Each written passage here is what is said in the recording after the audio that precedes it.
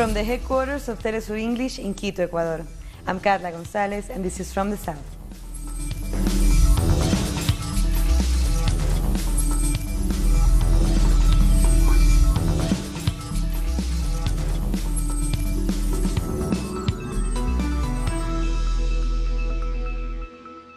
At least 3 more people were killed in Nicaragua over the weekend as violence continues between opposition groups, the police, and government supporters. The opposition set up more barricades and fired homemade mortars at the security forces. 2 of the victims died during confrontations in Managua and the northern city of Jinotega. The 3rd victim was a man in his 60s who died after a bullet struck his heart in the city of Masaya. The protesters are demanding the removal of President Daniel Ortega.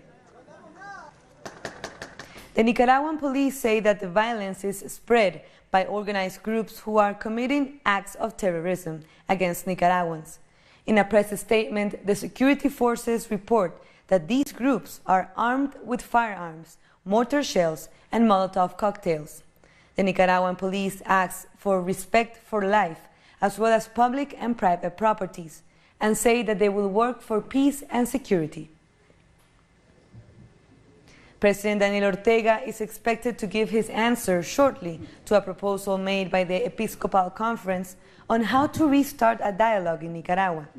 The bishops and the Nicaraguan president met behind closed doors last week to discuss an agenda for talks between the government and the opposition, in which the Catholic Church has been acting as mediator. However, many Sandinista supporters say the Church has been supporting the opposition. According to unofficial figures, the political crisis in Nicaragua has left at least 138 people dead since mid-April. Rescue operations have resumed in Guatemala's southern village of San Miguel Los Lotes, one of the most affected areas of the eruption of the Fuego volcano. Rescue teams from Mexico and other countries have joined local residents in their search for their loved ones still buried under ash and mud. The search operations were suspended on Wednesday afternoon, but the National Coordination for Disaster Reduction says now the conditions are suitable for the rescue teams to resume their work. The small town of San Miguel Los Lotes is now known as Ground Zero. The Fuego volcano eruption has left 109 people dead and nearly 200 missing. I have faith that we're going to find all those who are under the ash, because we're talking about whole families that are buried. We are here performing rescue work. Right now we are leaving due to the climate conditions. It is very risky here. On Sunday, residents in the devastated areas began to carry out the first funerals for the victims. Relatives and neighbors in the department of Zacatepeques mourned their relatives. In many cases, the whole families were engulfed by lava and ash. Their houses became their graves, local residents said. Others are still waiting at morgues for the remains to be handed over. Relatives criticized the lack of attention and help after days of waiting. Meanwhile, over 50,000 survivors remain in shelters and family homes. We can't abandon them here. If the president of Guatemala doesn't help these poor people, then the international rescue teams who've come over from elsewhere are going to give us a helping hand. We won't leave anyone here, no matter how, even when we are really hungry. We are here. I had the chance to rescue the bodies of my loved ones. We brought them all the way here to the morgue, and it is quite tragic knowing that they are here. They tell me that they don't know anything, when I recognized that they were family. Meanwhile, Guatemalans took to the streets to demand the resignation of President Jimmy Morales. Demonstrators questioned the government's inadequate response over the natural disaster. Victims continue to wait for any state proposal for a reconstruction program after a week of the eruption. Communities isolated during the eruption of the Fuego volcano have started to worry about a long period of shortages. Let's hear from Santiago Boton, who has the story. After the disaster, families that lived in the folds of the Fuego volcano have stated that there will be no peace for them, saying that their crops were buried. We are very worried about how we're going to eat, because right now this area of cornfields is totally destroyed.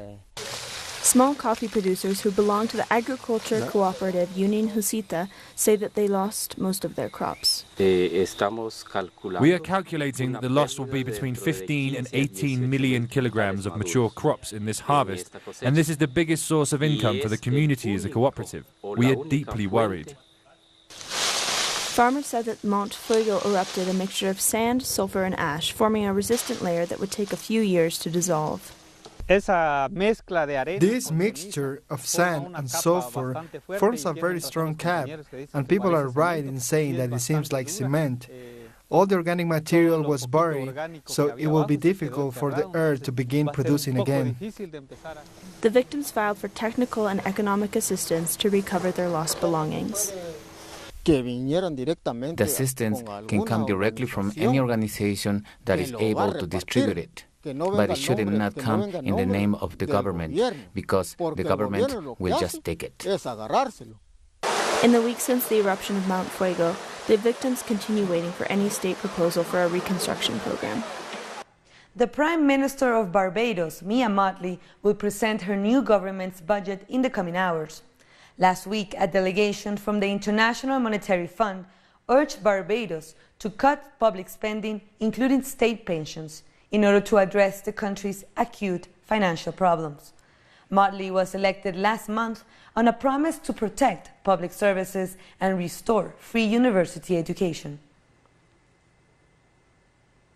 Pope Francis has accepted the resignation of Chilean Bishop Juan Barros and 2 others accused of covering up sexual abuse perpetrated by the priest Fernando Caradima. One of Caradima's victims, Juan Carlos Cruz, said on Twitter that this is a new beginning for the Catholic Church in Chile, and that he is excited for all of those who have fought to see this day come. In May, 34 bishops of the Episcopal Conference of Chile offered to resign after a 3-day meeting with the Pope. We're taking a short break, but we'll be back after this video from our multimedia team.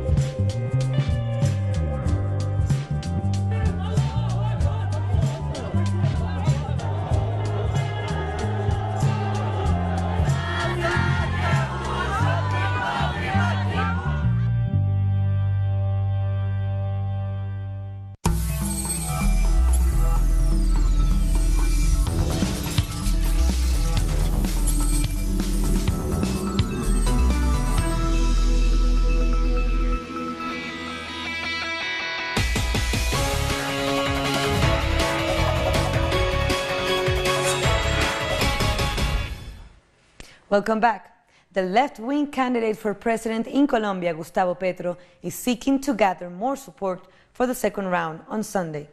Petro has sent a letter to Humberto de la Calle, the former liberal candidate and chief negotiator of the peace process with the FARC. He invited him to, quote, fight together to prevent the country from returning to the trap of war and violence. So far, de la Calle has said he will cast a blank vote in the runoff. A few days ago, presidential candidate Gustavo Petro announced the different political figures that will back his campaign in the second round of elections. He also highlighted again the numerous failings of the previous democratic process. Not only do we have the State Council's decision that confirms the vulnerability of the software, I previously denounced the fact that there was no technical audit of the software, thereby violating the State Council law. There was no electoral transparency. These statements came after the National Registry Office announced it will choose for the second round of presidential elections the same electoral jury that were selected by software that did not receive a technical audit. In the first round of the presidential elections, there were a series of irregularities, such as the manipulation of ballots. Our monitoring mechanisms found 4,000 irregular ballots. It is a very high percentage, and if the registry office announces that they will keep the same juries, it damages the electoral process. After the results of the first round of voting, many people denounced the irregularities of several ballot forms on social media, highlighting possible electoral fraud. As a result, the Electoral Observation Mission has started an investigation. We found alterations in 3% of the ballot forms that we reviewed. That represents 68,000 irregular votes just in the first round. Although in the first round, about 19 million Colombians went out to vote, it is expected that in this second round, the participation will be 53.36%. Violence against politicians continues to plague the Mexican electoral process. Let's learn more about it. A security video shows the exact moment when Fernando Purón, congressional candidate for the Institutional Revolutionary Party in Coahuila, was murdered. Death threats against the former mayor of Piedras Negras started in 2016. Therefore, Purón promised a strong hand against crime. This amounts to a total of 112 murders of politicians and candidates during this campaign, the majority of them being at state and municipal level. This is according to Rubén Salazar, founding member of ETELEC. More than 25,000 people were murdered prior to the elections, according to the National System of Statistical and Geographic Information. It's interesting and a big challenge to the Mexican state to offer security to all the candidates. It's very hard due to the extreme levels of violence we are experiencing. The constant increase in the number of murders has forced President Enrique Peña Nieto to comment on this issue. The government of Mexico condemns every type of violence, and it will continue to bring peace and security in the electoral process. Political violence in Mexico has caused more than 155 candidates in 14 states to request security, including the candidate of the ruling party, José Antonio Meade. Meanwhile, until the month of May, others have resigned their candidacies, fearing they too will be murdered. 7 bodies were found at the foot of Rio de Janeiro's famous Sugarloaf Mountain on Sunday. The Brazilian police say the deaths were a result of a fierce gun battle with drug gangs. But relatives of the dead say the young men were executed by the police after giving themselves up. The incident took place in the Urca neighborhood, considered one of the safest and most exclusive in Rio de Janeiro. Opposition supporters in Honduras protested over the weekend against the government of Juan Orlando Hernández. The march by the opposition alliance in the capital of Tegucigalpa called for the release of what they say are political prisoners. They were also protesting against the high cost of fuel and energy. Former President Manuel Zelaya, an outspoken opponent of the Hernández government, spoke at the rally. We know we have to be protesting in the streets 24 hours a day. We may have been defeated during this battle, but new generations will come. New young forces will come to take our positions. The future of our nation depends on us. We have done a lot. We have fought against the military coup. We faced the dictatorship backed by the United States. We fought against the oligarchy that monopolized the country. We fought against media, energy, and financial monopolies that have oppressed our country. A judge in El Salvador has decided to keep the trial of the former president Mauricio Funes confidential. Funes, along with 31 other people, is allegedly linked to a money laundering network that diverted $351 million from the public budget. The former Salvadorian president is also accused of covering up various illicit acts during his government. Now the court has said the case against him will not be public to protect the witnesses. Funes ruled the Central American country from 2009 to 2014 and has been in exile in Nicaragua since September 2016. The issue of abortion is dividing Argentina as Congress prepares to vote on a bill to legalize it on Wednesday. Feminist movements have been demonstrating for weeks in support of the bill, but the Catholic Church has opposed any liberalization of the law. Activists say that religious leaders have been putting pressure on 30 congressmen who are still undecided on how to vote. Congress has heard the opinions of doctors, activists, teachers, and other experts ahead of this vote. The Chilean government has withdrawn a project that sought to make amends with survivors of torture during the dictatorship, but now the government intends to pardon the torturers, sparking protest. Joan Jara, the widow of singer-songwriter Víctor Jara, tortured and killed during the Pinochet dictatorship, has had to live through the pain and helplessness. Family and survivors of the most horrific crimes are now seeing the murderers of their loved ones and even their own torturers enjoying impunity. Veronica de Negrini knows it well. The mother of the photographer Rodrigo Rojas, burned alive by agents of the dictator, was also tortured. She survived, but more than 4 decades have elapsed, and justice has yet to catch up with the torturers. I looked at them and watched them, and my eyes were running. 42 years after I was tortured by these fools. Pardon the expression, but at this point I don't know what to call them. Criminals, cowards, that with the power of weapons, they felt the right to massacre us. The adherents of Pinochet have seemingly had a revival in the right-wing government of Sebastián Piñera. They pay homage to those who acted under Pinochet, treating them as the country's heroes, and even discuss pardoning the older or sick criminals. Today, it is more urgent than ever to legislate against this immorality that has allowed governments or the political class insofar as these criminals are able to release books and occupy spaces, legalizing what was state terrorism in the country. One of Pinochet's fiercest criminals, Alberto Cobalan, launched his memoir at the Crown Plaza Hotel. He's serving more than 100 years in prison, but his supporters celebrate, while victims protest outside. He released his memoirs as if that were not enough. The government withdrew a bill from Congress that sought to make amends with the victims of torture. There were more than 40,000, of which 10,000 have already died without justice. The Minister of Justice, Hernán Larraín, was questioned in the Chamber of Deputies. We are talking about the reparations for the victims of a state that maltreated, which tortured, in which people were disappeared, and which executed people. The House is set to ask the government to revive the project, but the Minister of Justice's track record sows doubts. In his time as a senator in the 90s, he defended an area in which accomplices of Pinochet held a torture camp, the same place where today graves have been uncovered with remains of disappeared detainees.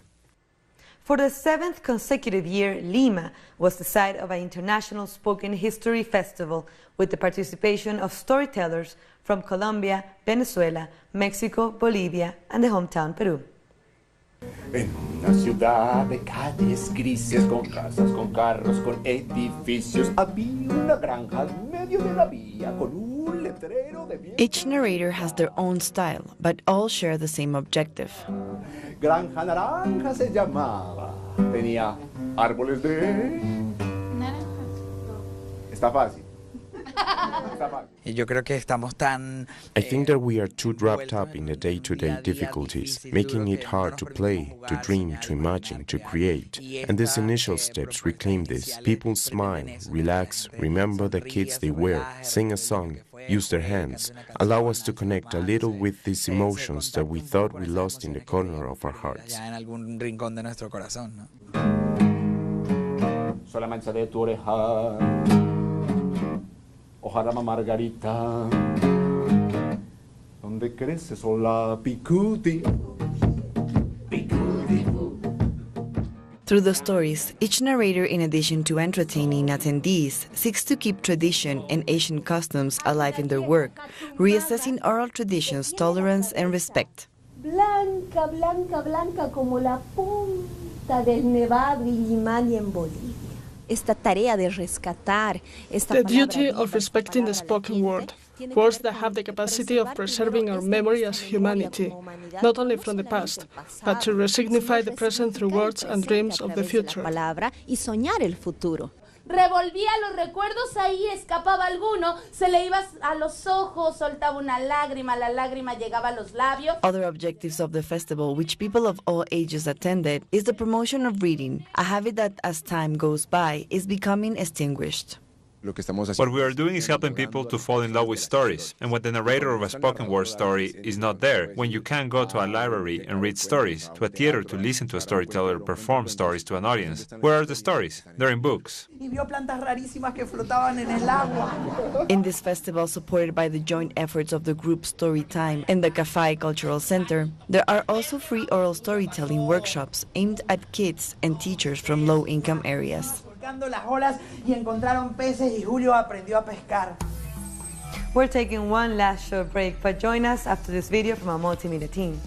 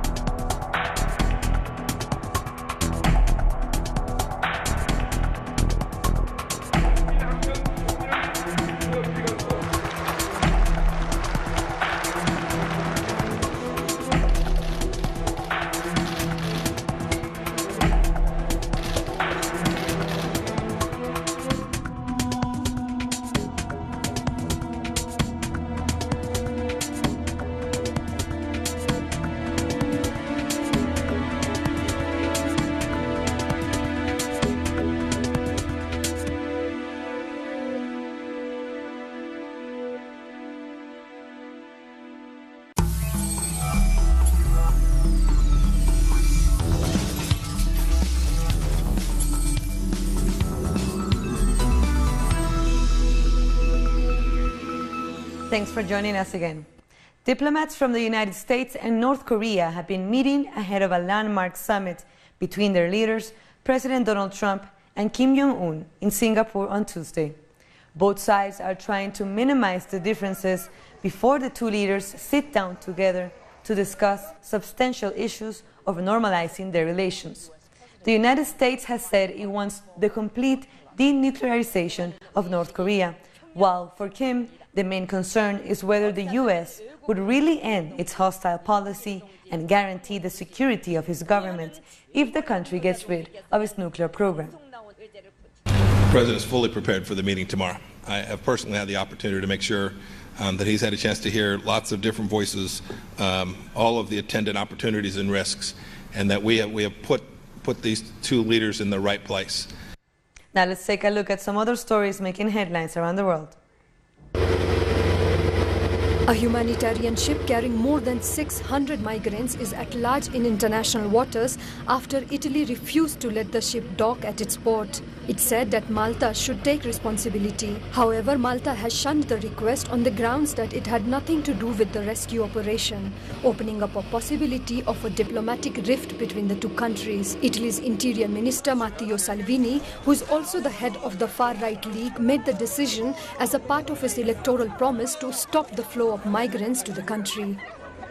In Romania, around 3,000 protesters have gathered in the Bucharest Victory Square to demand an end to state corruption, just a day after a pro-government rally against anti-corruption prosecutors. The latest protests call for the governing centre-left Social Democratic Party to resign and lit up the evening with mobile phones. Courts in the country recently approved the dismissal of Laura Kövesi, chief anti-corruption prosecutor. Government supporters believed she had too much power and had abused her time in office.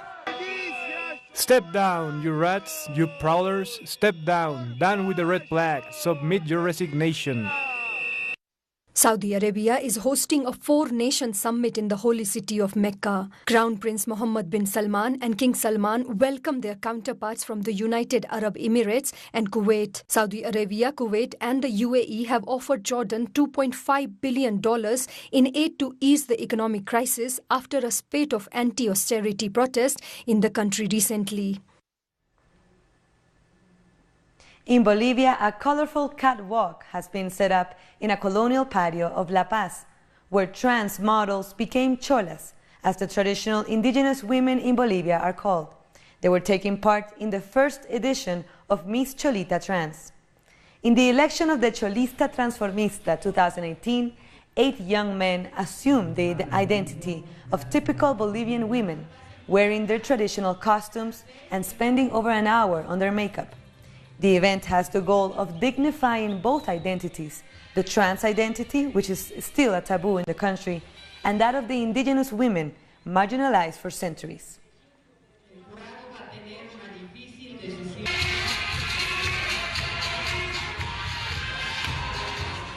And with that, we come to the end of this news brief. But this and other stories, as you know, you can find on our website, telesurtv.net/English. And be sure to follow us also on social media, Facebook, Twitter, and Instagram. For Telesur English, I'm Carla Gonzalez. Thank you for watching.